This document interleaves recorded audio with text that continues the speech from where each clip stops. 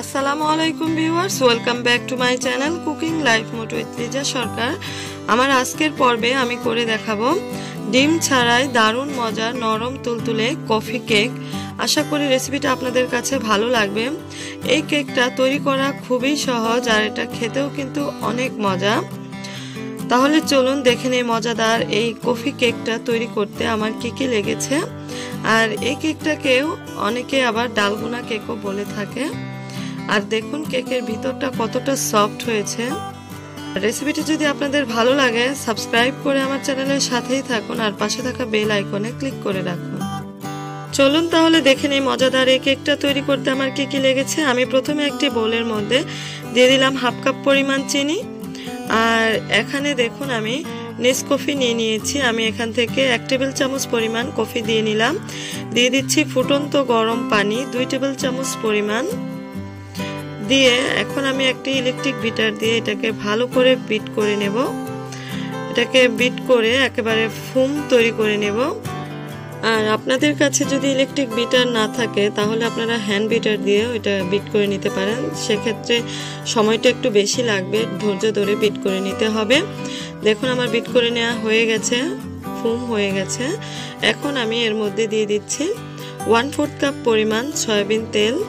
তেলটা দিয়ে আমি আবার বিট করে নিচ্ছি, ভালো করে তেলটাকে মিশিয়ে নিচ্ছি এই কফির ফোমের সাথে। আমার বিট করে নেওয়া হয়ে গেছে। এখন আমি একটি চালনি নিয়ে নিলাম। এর মধ্যে দিয়ে দিচ্ছি 1 কাপ পরিমাণ ময়দা।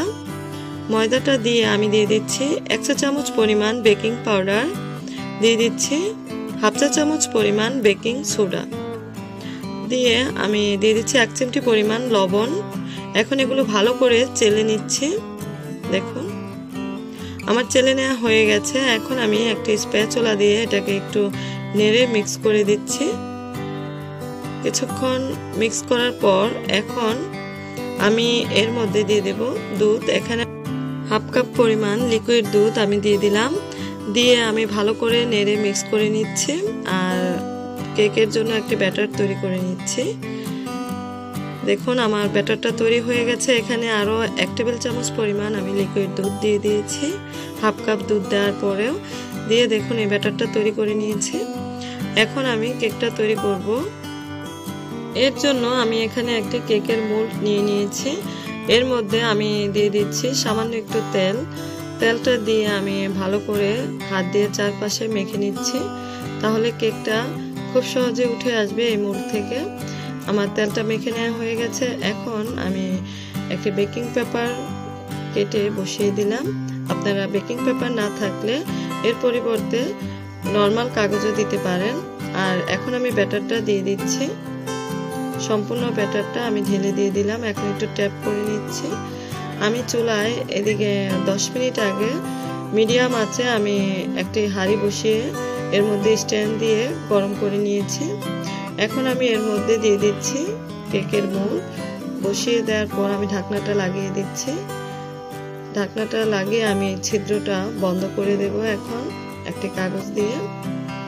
আর এটা বন্ধ করে আমি অপেক্ষা করছি 40 থেকে 45 মিনিটের মতো। চুলার আঁচটাকে মিডিয়াম লোতে রেখে দেখুন 45 মিনিট পর কেকটা হয়ে গেছে। আমি একটি শাসলিক কাঠি দিয়ে চেক করে দেখাচ্ছি। দেখুন কেকটা সম্পূর্ণভাবে হয়ে গেছে। এখন আমি কেকটাকে নামিয়ে নিচ্ছি। এদিকে আমি চকলেট সস তৈরি করে নিচ্ছি। এর জন্য আমি 2 টেবিল চামচ পরিমাণ কোকো পাউডার নিয়ে নিলাম। দিয়ে দিচ্ছি 4 টেবিল চামচ পরিমাণ চিনি। আমি এখানে নর্মাল যে চিনিটা আছে সেটা ব্যবহার করছি। আর দিয়ে দিচ্ছি 2 টেবিল চামচ পরিমাণ গুঁড়া দুধ। এখন আমি এর মধ্যে দিয়ে দিচ্ছি 1 কাপ পরিমাণ নর্মাল পানি। পানিটা দিয়ে আমি এগুলো সব একসাথে ভালো করে মিক্স করে নিচ্ছি একটা স্প্যাচুলা দিয়ে নেড়ে। আর মোটামুটি মিক্স করে নেওয়া হয়ে গেছে। এখন আমি চুলায় এটাকে জাল করে নিচ্ছি। চুলার আঁচটাকে আমি বাড়িয়ে রেখেছি। বাড়িয়ে আমি এটাকে নেড়ে চেড়ে জাল করে নিচ্ছি। এটাকে কিন্তু অনবরত নাড়তে হবে, নাড়া কিন্তু বন্ধ করা যাবে না। দেখুন বলক চলে এসেছে।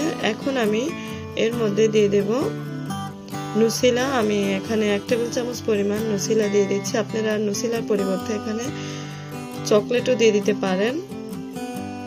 দিয়ে আমি এটাকে দেখুন ভালো করে মিক্স করে নিচ্ছি। আর এটাকে জাল করে দেখুন ঘন করে নিয়েছি। এখন আমি এর মধ্যে দিয়েছি হাফ চা চামচ পরিমাণ বাটার, দিয়ে আমি একটু নেড়ে নিচ্ছি। এটা দেওয়ার পরে দেখুন এর মধ্যে সুন্দর গ্লেজ চলে এসেছে। এখন আমি চুলা আঁচটাকে বন্ধ করে দিচ্ছি, বন্ধ করে এটাকে নেড়ে ঠান্ডা করে নিচ্ছি।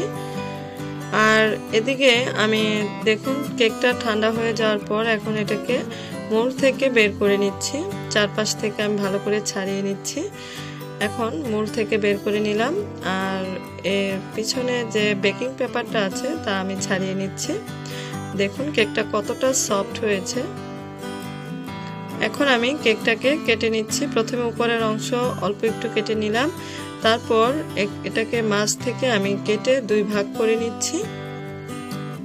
নেওয়ার পর এখন আমি এক ভাগের উপরে দিয়ে দিচ্ছি সামান্য একটু চকলেট সস, দিয়ে আমি একটি ছুরি দিয়ে এটাকে ভালো করে চারপাশে মিশিয়ে দিচ্ছি। মিশিয়ে দেওয়ার পর এখন কেকের উপরে আরো একটি কেকের পার্ট বসিয়ে নিলাম।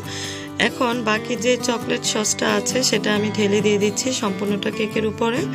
দেখুন এরকম করে, যেন কোনো অংশে ফাঁকা না থাকে, এরকম করে এটা দিতে হবে সুন্দর করে। দেখুন আমার দিয়ে নেওয়া হয়ে গেছে।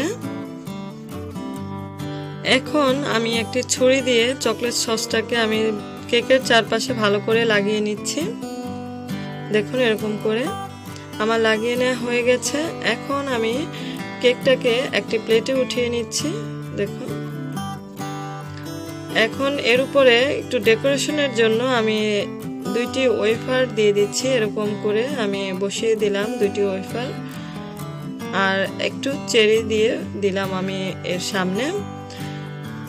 দেখুন কত সহজেই তৈরি হয়ে গেল দারুণ মজার এই কফি কেক। এটা খেতে কিন্তু অনেক মজা, দেখতে যতটা সুন্দর এটা খেতেও কিন্তু দারুণ মজা। আপনারা বাসায় একবার হলেও ট্রাই করে দেখতে পারেন। আমি আপনাদের কেটে দেখাচ্ছি এর ভিতরটা কেমন হয়েছে। দেখুন এটা অনেক সফট হয়েছে, এর ভিতরের অংশটা আমি আপনাদের একটু দেখাচ্ছি। তো আশা করি আমার এই রেসিপিটা আপনাদের কাছে ভালো লেগেছে এবং খুবই সহজ মনে হয়েছে। যদি রেসিপিটা আপনাদের কাছে ভালো লেগে থাকে তাহলে সাবস্ক্রাইব করে আমার চ্যানেলের সাথেই থাকুন, আমার চ্যানেলের আরো মজার মজার রেসিপি পেতে। তো আজকের মতো এখানে বিদায় নিচ্ছি। সবাই অনেক অনেক ভালো থাকবেন, সুস্থ থাকবেন। আল্লাহ হাফেজ।